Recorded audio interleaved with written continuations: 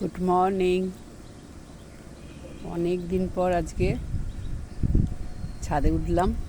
মেঘলা আকাশ, হাওয়া দিচ্ছে, খুব ভালো লাগছে।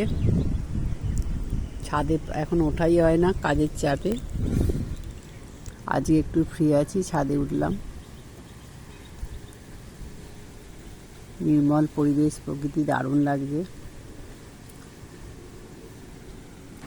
তোমরা সবাই কেমন আছো? আশা করছি ভালো আছো। আমরাও ভালো আছি, চলছে। একটা পাখি উড়ে যাচ্ছে, কি সুন্দর। ও যে মানে না মানা, ও যে মানে না মানা, হক বলে যাব না, না না না, ও যে মানে না মানা। পাখির ডালে বোঝা, গাছের ডালে পাখিটা বসে দোল খাচ্ছে। দোল দোল দুলুনি, কি সুন্দর জীবন। এদের মতন জীবন হলে খুব ভালো হতো। কোনো চিন্তা থাকতো না, আকাশে উড়ে বেড়াতাম নিজের খেয়াল খুশি মতো। এই গাছের ডালে ওর গাছের ডালে দোল খেতাম। ওই দেখো, ওইখানে আর একটা পাখি বসে আছে, দেখতে পাচ্ছ কি তোমরা জানি না, দোল খাচ্ছে। এখানে একটা দোল খাচ্ছে,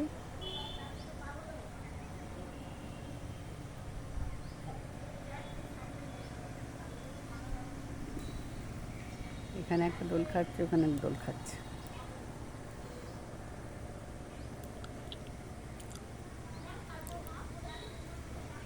কি ভালো লাগছে আজকে, যেন ঝকঝক করছে আকাশ।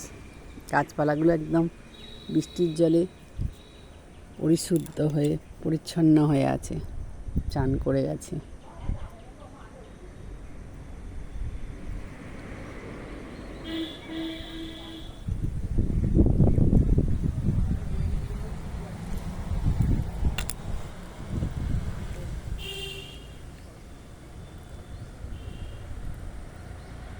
পুকুরটায় মাছ আছে, প্রবিস্তর আছে, খুব বেশি আছে তা না।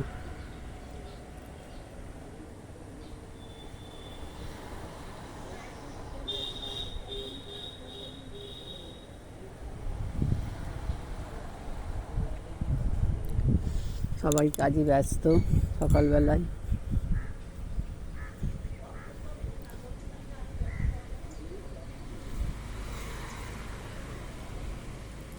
মেঘ করে আছে, আবার তো মনে হচ্ছে বৃষ্টি হবে।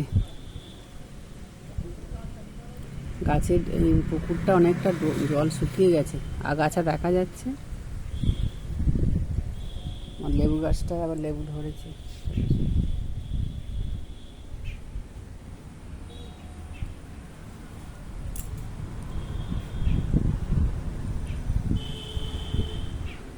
গাছটা তো কুঁড়ি এসেছে।